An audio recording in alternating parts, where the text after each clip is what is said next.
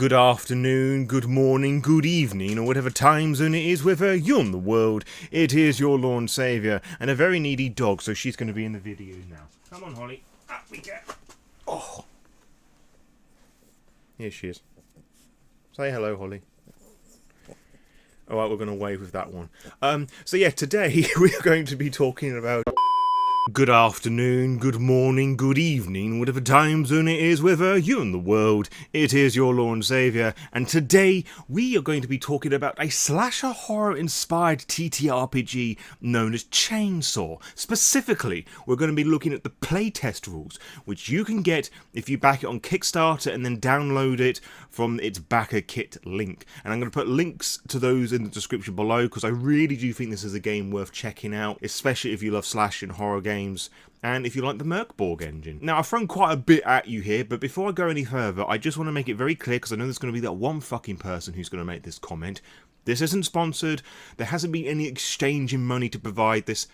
Actually, that's not true. The money has been exchanged. I have paid them to provide me this, because I'm one of its backers, because I think it's a really cool and interesting system, and I do love a bit of horror in my life, in the tabletop role-playing game, and you know what I mean.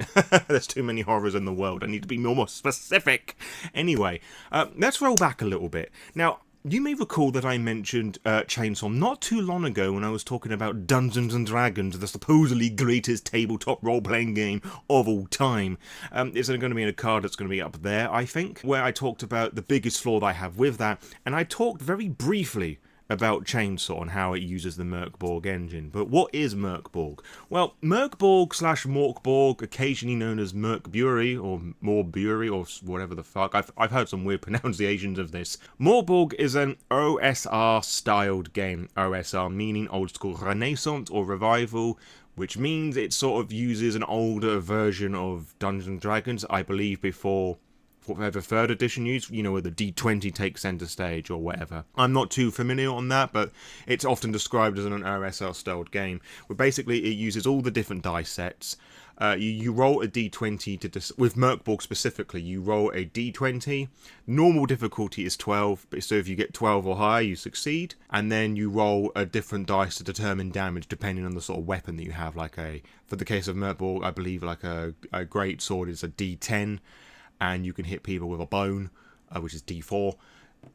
Just for an example, Mörk Borg is very tongue-in-cheek. If the previous femur fucking weapon wasn't a giveaway, it has like a very black doom metal sort of vibe with it. I won't show too much of the book because you can just go and download it or purchase it and have a look through yourself. But one of the shining points with Mörk Borg, there are two things here. First of all is how small and slim it is. So the rules are really accessible and anybody can pick it up and learn within minutes.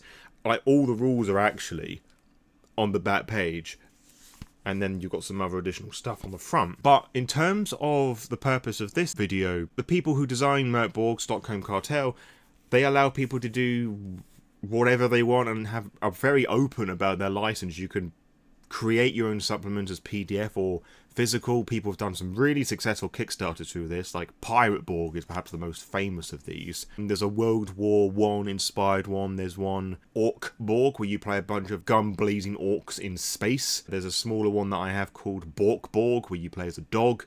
Exactly the same setting, but you just play as a dog. So yeah, there's lots of different settings and things that people have created for this, and a load of additional like supplements and things and whatnot. I actually wrote a tiny little adventure which you can go and purchase on the Storyteller site. No, on Drive-Thru-RPG, because it's not a World of Darkness thing. You can check that out in the description below. It's called Scum Run. Of course, with such a free open license, that's led to the creation of Chainsaw, which is a horror-inspired TTRPG that has a focus on creating adventures, campaigns, very short-lived ones admittedly, which has the focus on slashers, which so your characters like Michael Myers, Leatherface, you know, those sorts of individuals. In fact, I can give a whole list of inspirations here for the TTRPG that comes straight from the Quickstarter. So you can see there's quite a variety of different sources, although I wouldn't exactly call all of them slashers. Most of them are film, some of them are video games. So if you've experienced any of these, you kind of know what to expect going in there. And of course, if you have any other horror influence as well, that can easily be integrated in there as well. So tests and combat works really, really simple. And then depending on what the armor that they're wearing, you then do a little bit of subtraction and roll a dice to determine that. So for example, One of the armor types in this has minus D2, so you flip that coin, as it were, and if it lands on a 2, you subtract 2 from whatever you rolled when you're rolling for damage. So if you did 10 damage, take 2 is now 8. And that's basically how that works there. Character creation is also fairly simple, because there are two different methods of this, just like with Mörk Borg. You can roll with a class, which gives you a slightly modified version of what you need to roll, or if you don't roll without a class or roll, you roll 3d6 for your 5 stats: agility, persuasion, resolve, strength, and toughness. Depending on what you roll gives you a negative or positive modifier, or it may give you 0. So for example, let's say that I roll 3d6 and I get 16.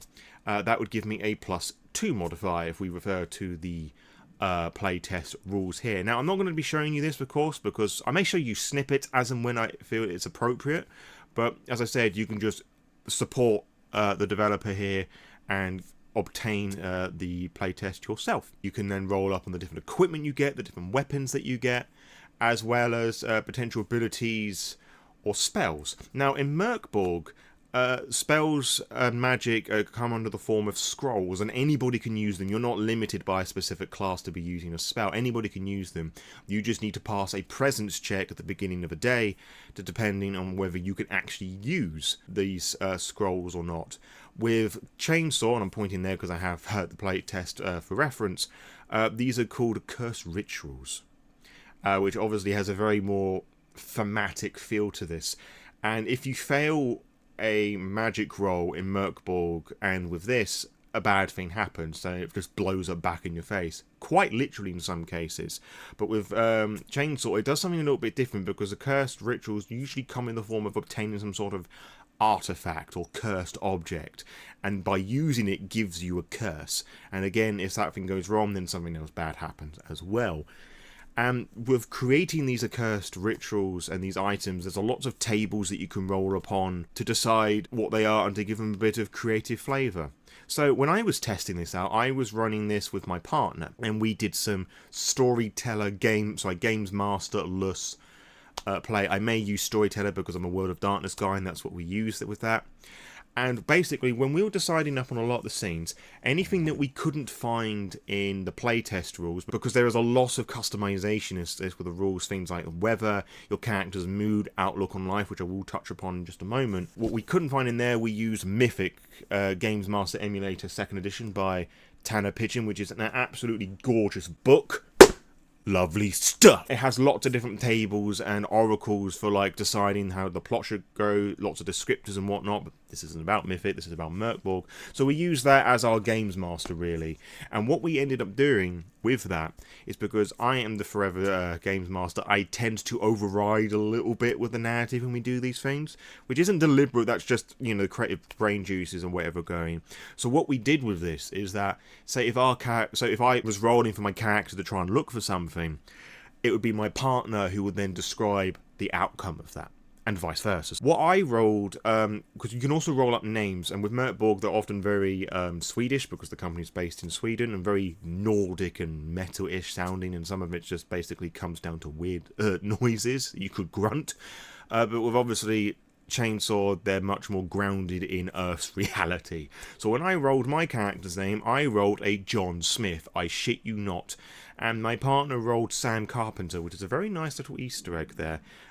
So there's lots of little tidbits like that, and this game is very much a huge passion project, and a love letter to all things horror, specifically in the slasher genre. It has a very 80s and late 70s slasher feel, where I feel is kind of like the peak and the prime of the genre there. We rolled up our different characters, and I don't remember all the bits and bobs that they rolled up for their character. Like, I remember that they rolled up bits to do with their backstory, that there was a fire and they lost their best friend, because you can also roll about like some traumatic incident known as a haunt that like plagues you, and phobias and whatnot. And they had a phobia of Halloween, I believe.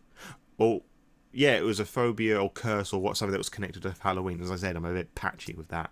But with my character, I'd rolled up that they were very vain, and they had a phobia of excessive wind. Now, I feel that was more intended for, like, gust of winds or whatever, but because I'm perpetually a 12-year-old child, I saw that as flatulence, but fuck it, that's what I rolled with. And they had like a very clean butcher's apron, and their haunt and trauma was related to the fact that they'd broken into somebody's house and they died of a heart attack.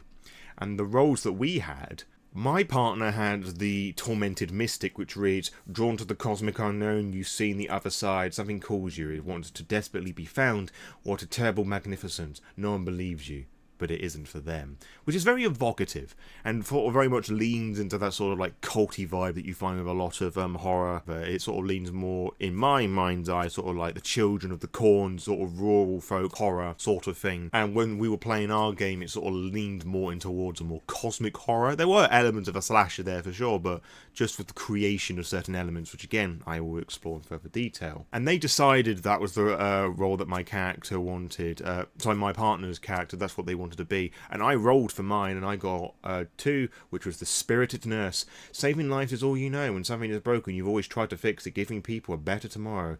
It's not for money or recognition, only the pure elation of setting something right. If you believe that everyone has a purpose, this one is yours. Which again, you do have that archetype in a lot of films, that that's person that always tries to help, and because sod's law and all that, they're usually the first one to die. So it does very much lean into those tropes quite a bit. But it also, being a fantasy-esque sort of game, there is an element of, you know, make-believe and, like, esoteric from beyond the veil sort of thing.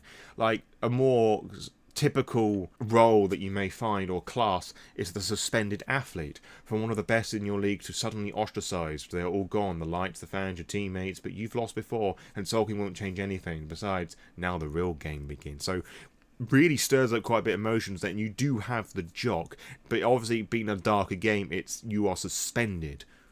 Why is that? You can use the tables in here to determine what's going on, and different roles have different abilities. For example, the Spirited Nurse, I rolled a d6 to decide mine, and I got the Sharpened Insight, which basically allowed me to work out an enemy's specific weakness. And my partner, who had the Tormented Mystic, they had the Defiled Trinket, which they ended up using on me and themselves when we were trying to run away from something. They stabbed me with a lockpick that I had, and then they made a roll, and it allowed me to turn invisible for d6 rounds, and I rolled a 3, so it lasted for 3 rounds. So we started to play it, and we envisioned this sort of rural, abandoned farmyard sort of things already in sort of harboured the fear of the Texas Chainsaw Massacre, the first one specifically. And we were running away from something, but we hadn't actually worked out what that was, because we were using Mythic and we were deciding things on the fly. And there was a barn house and a actual house that my partner decided was like layers thick with dust. And we went into the barnyard to try and find fuel for our car. And we found inside that there were like decayed animals everywhere, and they'd been here for some time, and we were trying to work out what was going on here. And I was looking through all the different animals, and I rolled on like a table at the beginning, like rolling on, like you may do this, I think it was a D8 roll. Oh, D100 rolls, you roll D100, and to see what you could find on the dead, to see if there was anything useful. And I found 4 packs of unopened cigarettes. I think it was a D10 roll or something, and then pack of cigs, D20 left, so you roll on the table. And I interpreted that as 4 packs, but having a look at that now, that is actually 4 individual cigarettes. But it was my partner that was able to find like this big old canister of fuel, and through other rolls that we did with Mythic, and I think they got a crit with like that whole investigating thing, which with Mörk Borg rolling with a crit is a 20, and 1's a fumble, which is a botch if we use Word of Darkness terms, which can be pretty bad in combat because a weapon can break or whatever. Crit does like maximum damage, so you don't roll for that. And then when we left, that's just when we sort of like describe some of the monster that we found. Through rolls we did with Mythic, it was this creature that was using this old elderly woman as a disguise that was trying to lure us into this house.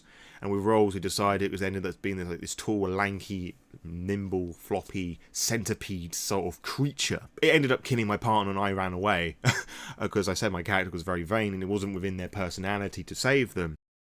But we used to develop the monster FERETORY, or HERETIC, or how it's pronounced, and yes, those eyes do shine a little bit, which is a supplement from MORK BORK that has a whole load of like fan-created content in there, and it was like officially released. But the reason why I specifically use this one, because if you open this one up, you have a monster approaches, a creation rule here. So we used that to create like the stats of this creature that was chasing us.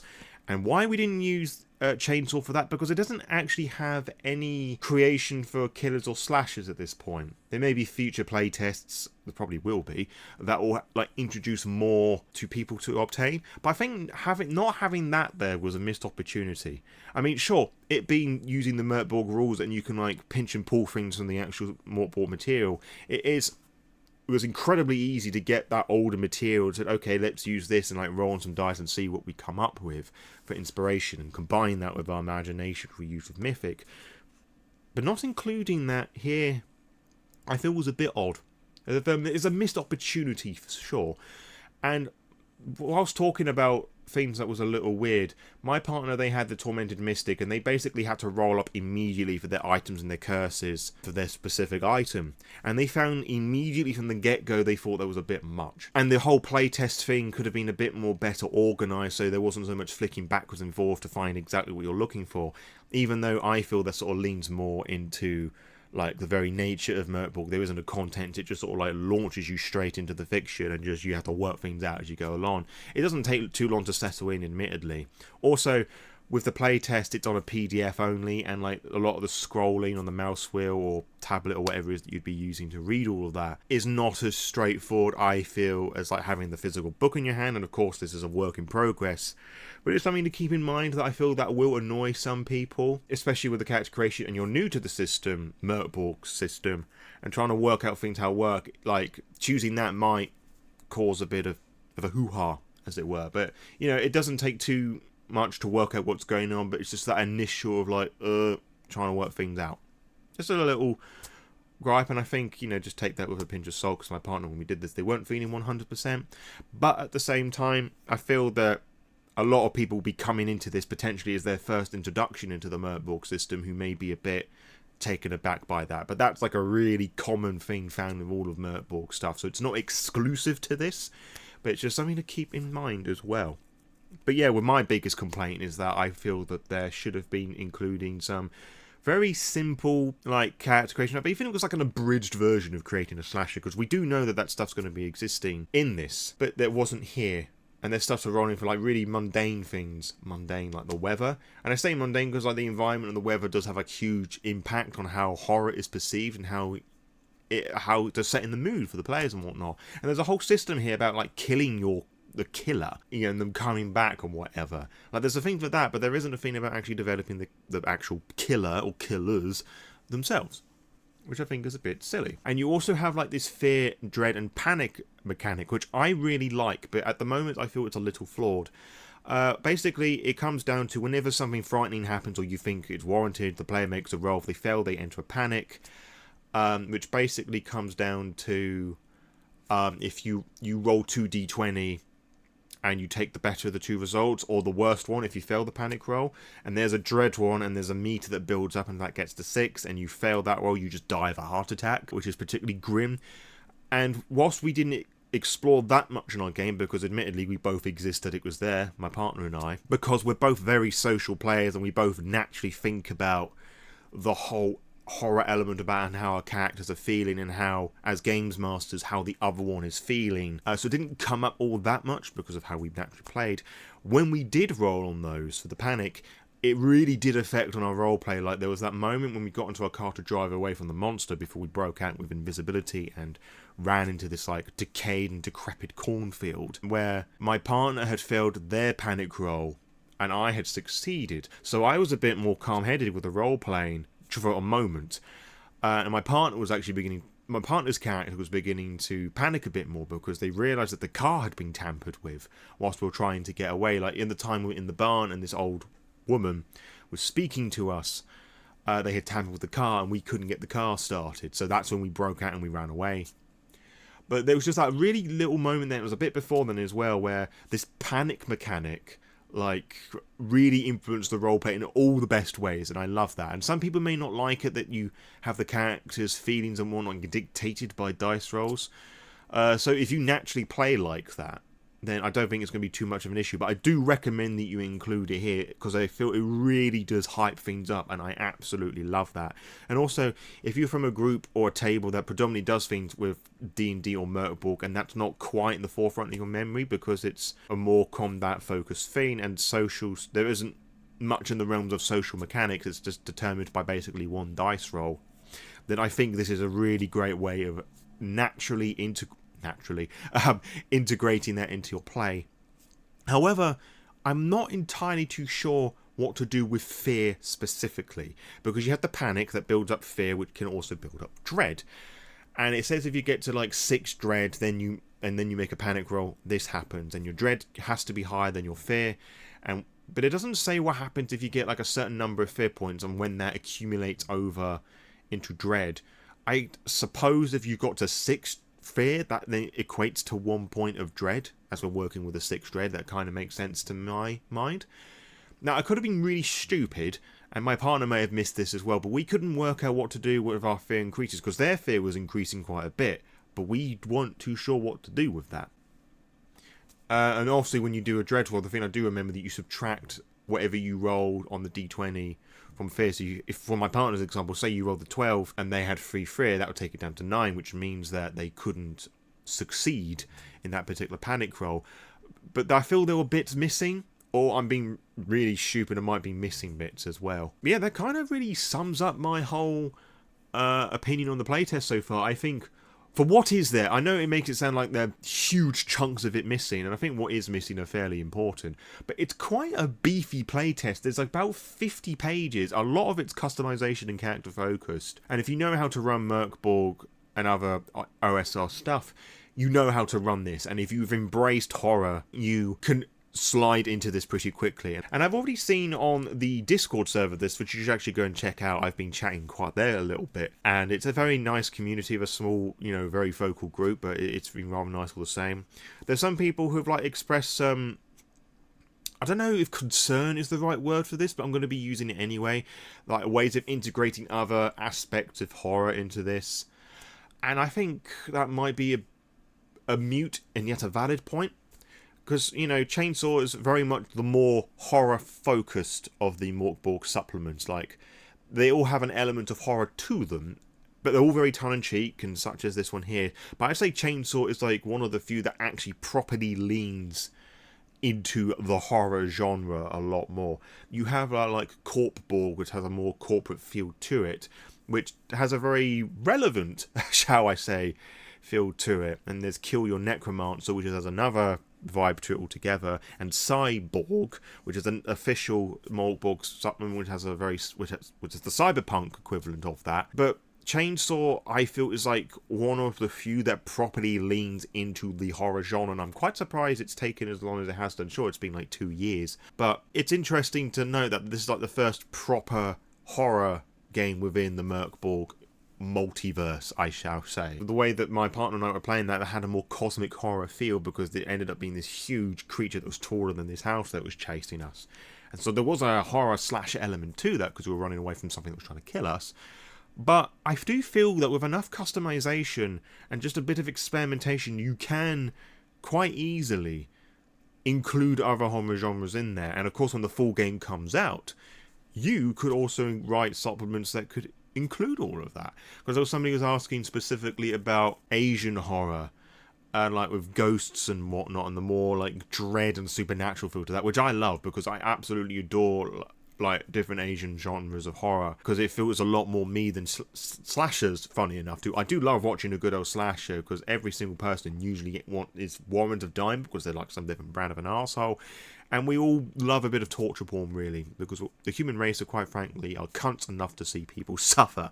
But I don't think that it's warranted for Chainsaw to touch upon every single brand of horror, because it becomes a pretty big book. And as I said, it doesn't take much with the systems that are available to really customize it. And as I said, there are loads of different Mörk Borg supplements out there, so you could use, with FERETORY here to create a monster, and things like Mythic to really make it your own and have those elements in there and customize your story so it's not so much about characters running away with the minimal HP that they're going to go out and die really quickly like my partner did in our game.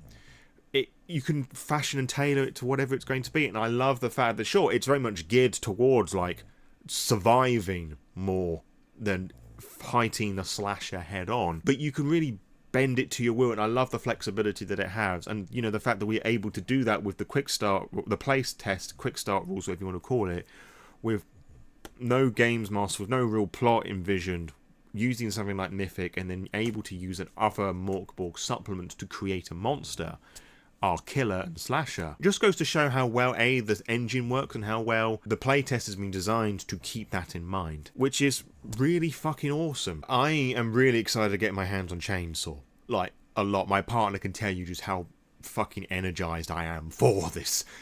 So yeah, huge hats off to Matthew Misalinsky, who is like one of the authors for this. I've probably butchered your surname, which I'm really apologetic for. And I've been chatting with him on and off on the Discord server, and like, you know, he's asked the server some feedback. He's been very open to suggestions and whatnot, because it's basically a one-man project for the most part. Actually, as I'm waffling about here, I'm going to scroll up a little bit and have a look at the Kickstarter. There's some pretty big names on here. Some other people who have worked on other, like, MORK BORKian multiversy sort of supplements of some of its authors here. But also Robert Schlob, or however the name's pronounced, I've probably got that horrifically wrong, who designed Shadow the Demon Lord, which is like the more horror D&D thing. He actually was one of the authors of D&D 5th edition. Johan Noor, who did a lot of the artwork and the design for the original Mörk Borg, is also doing some of the artwork on Chainsaw, so you've got that to make it feel like Mörk Borg as well. And you can, as I said, you can just scroll past the names and just see who's working on this. But just looking at some of the examples that we have here and how well it's did with its initial Kickstarter, like nearly $67,000 out of 10,000. So it was very popular, and it was funded within the first 2 hours, which is really impressive stuff. And as I said, I'm just really excited to see it. I'm really glad that we got this playtest. It was also really nice because it came out on my birthday, December the 14th, which is pretty neat. It missed Friday the 13th, which was, you know, for the horror fans, there's a bit of a missed opportunity. But you know what? The fact it came out a day later, so it was a bit later than planned, so it could like just cook in the oven a bit more, I can really appreciate that. I think that's, you know, as I said, there's a huge passion project for this, and as I said, the various Kickstarter crowdfund stretch goals are hit, and there's been a lot of buzz about it, and this community that I've been integrated with so far has been really nice and fairly chill. Like, I found that, oddly enough, with horror fans, they're a fairly chill bunch, or raving arseholes. There's like no in between with them, but this is the nice bunch, and I'm really glad about that. And I just can't wait to see the project in full, to get that gorgeous book in my hand with that actual, you know, physical cover with a zombie skeleton thing with a chainsaw. I've also decided to get the Games Master screen and the solo rules, with the solo rules zine or zine, however they're pronounced, because I want to explore this a bit more and hopefully be able to show you how you can do this solo by oneself. Because it'll be very interesting when it's the focus on the players running away and you are now having to do that all by yourself. Like, I'm really keen to see how that's going to pan out. I'm really keen to see how those slasher generation stuff happens, because yes, whilst it's not in the playtest, and I really think it should have been, it does get me all excited to see what that's going to look like in its full. Because obviously it's not in there for some reason, and obviously Matthew is obviously wanting like to tease bits here and there rather than just throw the whole fucking kitchen sink at people. I feel in that sense of Onyx Path Publishing with its Kickstarters, where they send everything out in manuscript form. The downside to doing something like this is that it's just essentially a fancy Word document. But yes, with the playtest for Chainsaw, there are nicer fonts and whatever, and there's a bit of variety, so there is some variation in what you're reading.